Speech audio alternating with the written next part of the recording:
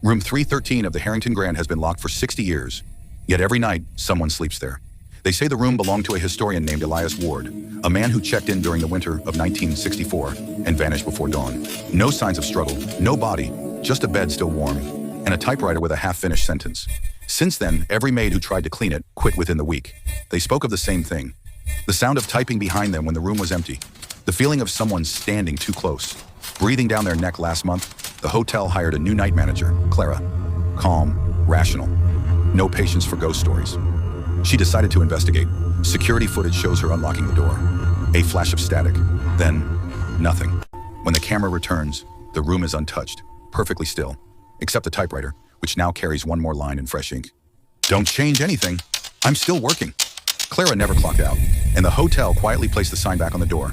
Under maintenance. Do not enter.